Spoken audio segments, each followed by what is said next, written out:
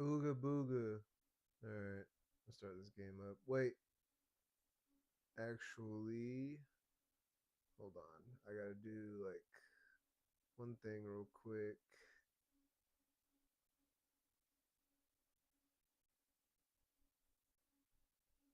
Hold up. How do I fucking.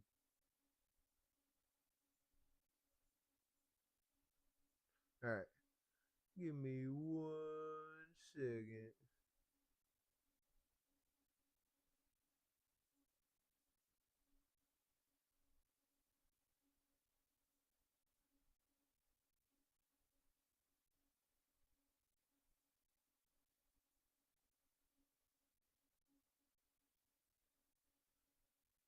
Okay, now it should be good.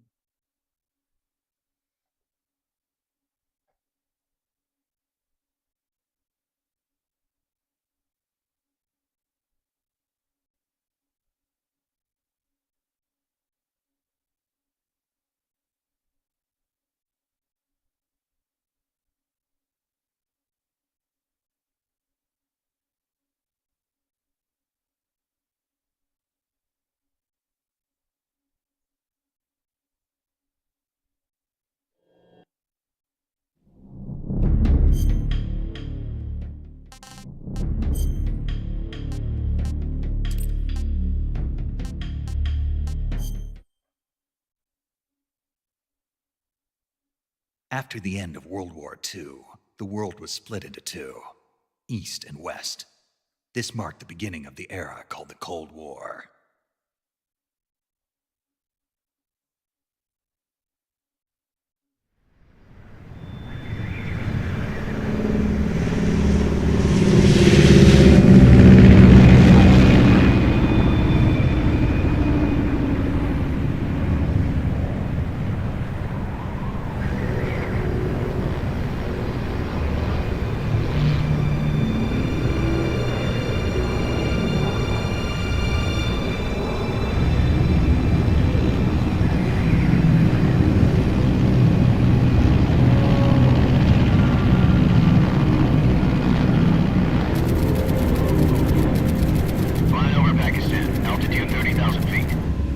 Soviet airspace. 20 minutes to drop off. Commencing internal depressurization. Equipment check. Arm main parachute. All right. You ready to go? Drop zone still showing a high pressure mass. Cav okay. Good. We've got high visibility.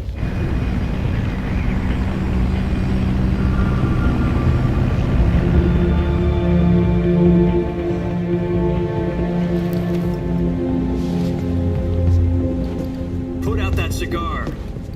Connecting oxygen hose to interior connector. Put on your mask.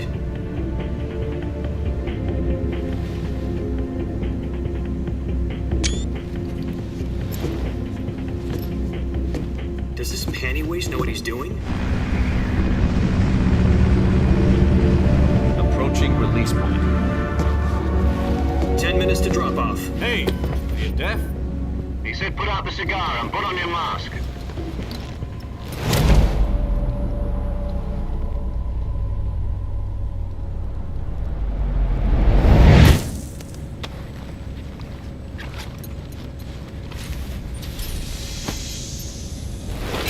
Depressurization complete. Checking oxygen supply. 6 minutes to drop off. Opening rear hatch.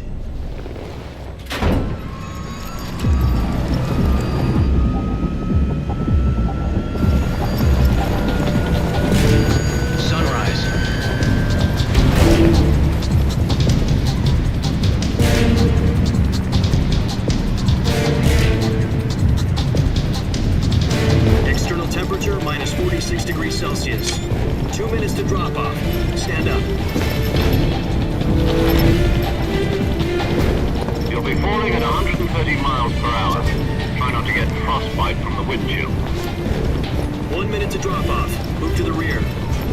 Activate the oil bottle. This is one for the history books. The world's first halo jump. 10 seconds to drop off. Stand by. Status green. Prepare for drop-off. Countdown. 5, 4, 3, 2, 1. Spread your wings And fly. God be with you.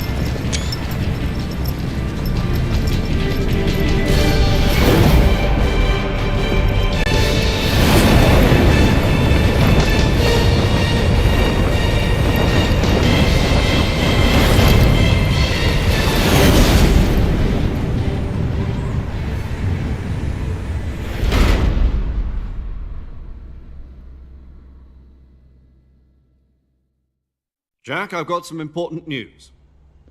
The head of the CIA has finally given us the green light for the virtuous mission. Virtual mission? No, the virtuous mission. The future of our Fox unit depends on it. If it succeeds, we'll be officially organized into a unit. Virtuous mission? Sounds like some kind of initiation ritual. You know, don't get cocky. This isn't a training op. Right. So what exactly is this wonderful mission? Well, about 2 years ago, a certain Soviet scientist requested asylum in the West through one of our moles. His name is Nikolai Stepanovich Sokolov. He's head of the OKB 754 Design Bureau, one of the Soviets' top-secret weapon research facilities, and the East's foremost expert on weapons development. Sokolov? Isn't he that famous rocket scientist? The very same.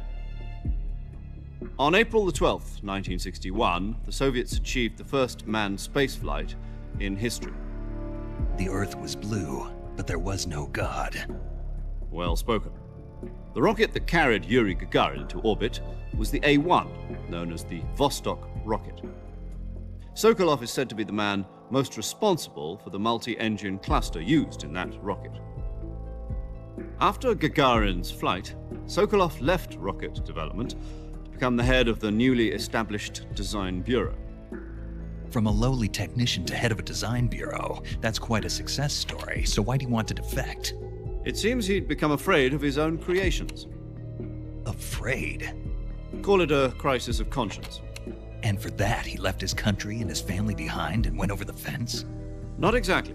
One of his conditions was that his family was also to be taken safely to the West. We used a mole to get the family out first and succeeded in sneaking Sokolov over the Berlin Wall shortly afterwards. I was the one who conducted the operation. The security on the eastern side was still full of holes back then. Then what? We got Sokolov over in one piece, but the whole ordeal had left him exhausted, and we checked him into a hospital in West Berlin. It took him 2 weeks and more than 600 miles to get from the research facility in the Soviet Union to Berlin. He was in no condition to say anything coherent. And it was only a week later that we had something much bigger on our hands. The Cuban Missile Crisis. October the 16th, 1962, President Kennedy received word that the Soviets were in the process of deploying intermediate-range ballistic missiles in Cuba. The President demanded that the Soviets dismantle and remove the missiles. At the same time, he announced a naval blockade to prevent further missile shipments from reaching Cuba. But the Soviets didn't back down, instead placing their armed forces on secondary alert. Soviet transport ships carrying missiles continued on course towards Cuba. US and Soviet forces went on alert for an all-out nuclear war. Frantic negotiations were conducted through the UN's Emergency Security Council and unofficial channels to end the hair-trigger standoff. Finally, on October the 28th, the Soviet Union agreed to remove its missiles from Cuba, and so the world avoided a nuclear holocaust. But in order to get the Soviets to pull their missiles out, we had to make a deal. You mean the one where the US agreed to remove its IRBMs from Turkey? No. The Jupiter IRBMs deployed in Turkey were obsolete, and we were going to get rid of them anyway. They had no strategic value whatsoever to either the US or the Russians. The Turkey deal was a ruse, a cover story that was fed to the other intelligence agencies around the world. So what did the Russians really want? Sokolov. They wanted us to return Sokolov. You mean the Soviets pulled out of Cuba just to get their hands on Sokolov? That's right. What the hell was he working on? At the time, we had no idea. We were running out of time. It was either give up Sokolov or risk full-scale nuclear war. In the end, we had no choice. President Kennedy gave in to Khrushchev's demand. The next day, I got Sokolov out of the hospital, handed him over to agents on the eastern side. Sokolov kept on screaming, "Save me," until he disappeared from my sight. Then, a month ago, we received some new information from one of our moles. About Sokolov? Yes. He was taken back to the research facility and forced to continue working on the weapon in question under KGB supervision. What's more, it's on the verge of completion. So what kind of weapon is it? Something to do with space rockets? No, missiles. Same technology. I guess you're right. We don't know the details, but it appears to be a new kind of nuclear device. For half a year now, the Soviets have been conducting frequent nuclear tests at Semipalatinsk. Something to do with the weapon, I assume. We're talking about a secret weapon so big that Khrushchev was ready to pull out of Cuba to get it back. Is Sokolov still in the facility? No. According to our intelligence, he's in Selinoyarsk, a place in the mountains about 3 miles to the west that's known as the Virgin Cliffs. The Virgin Cliffs. Nice name for a virtuous mission. They moved him there just recently. Why? Apparently, they're conducting a field test of the weapon, but it's our best chance to get him back. This mission would never have been possible if he was still in the research facility. This is our last chance. Sokolov must have known that too when he contacted us.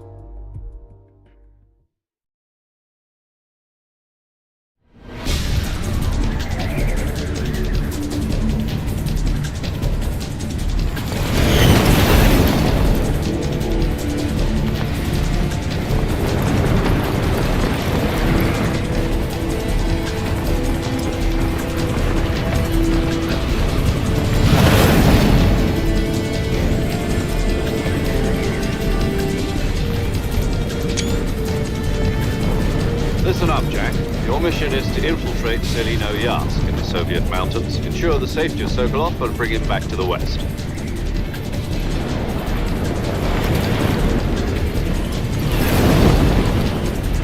If we don't get Sokolov back before that weapon is complete, we'll be facing a major crisis. The clock is ticking.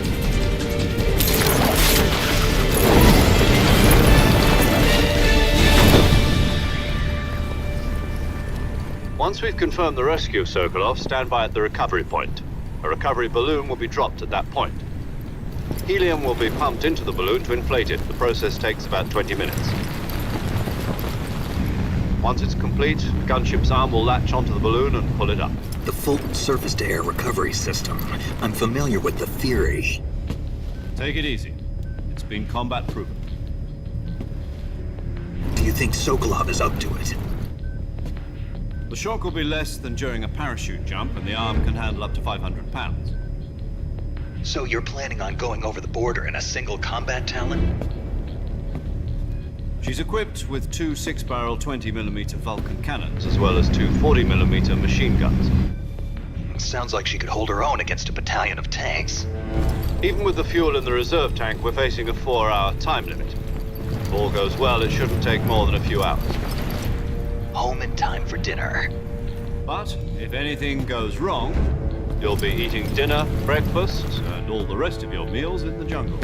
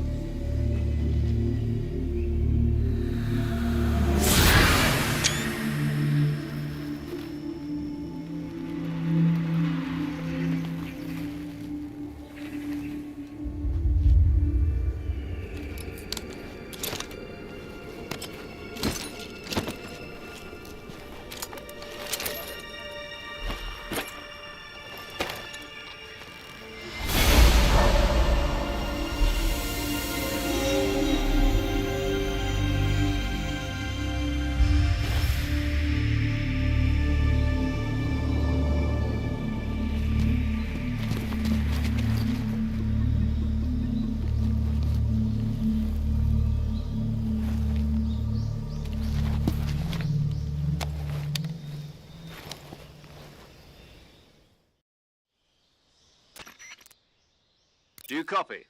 You're already in enemy territory, and somebody might be listening in. From here on out, we'll be using code names to refer to each other. Your code name for this mission will be Naked Snake. I'll be referring to you as Snake from now on. You're not to mention your real name. Snake? Oh, you don't like snakes? What do you mean? Well, you've eaten one before, haven't you? In survival training? I'm glad to hear that.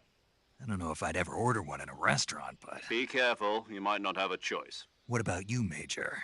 What should I call you? Let's see. I'll be Tom. Call me Major Tom. This will be a sneaking mission. You must not be seen by the enemy. You must leave no trace of your presence. Is that clear? This kind of infiltration is the Fox unit's speciality. In other words, weapons and equipment are procured on site. That goes for food as well. You're completely naked, just as your name implies. Great. Now I see why you asked me if I like snakes. I suppose calling me Snake was your idea of a joke, too. No, there's a good reason for that. I'll tell you later when the time is right. Gotcha. Getting back to the subject, how exactly am I supposed to feed myself? You've been issued a knife and a tranquilizer gun. Use them to hunt for food. You'll also find some medical supplies in your backpack. Yeah, about the backpack. I lost it in a tree on the way down. I see. Well, you'd better go back and get it then. You know where it is? No problem. I can see it from here. It's stuck on a branch. To climb a tree, stand in front of a tree that's covered in ivy and press the action button. I'll be monitoring your progress over the radio. We can't risk violating Soviet airspace, but I'll be in the gunship. My frequency is 140.85. I'll give you a call if I need to talk to you. If you need to talk to me, use the send function. Okay, Snake, go get your backpack.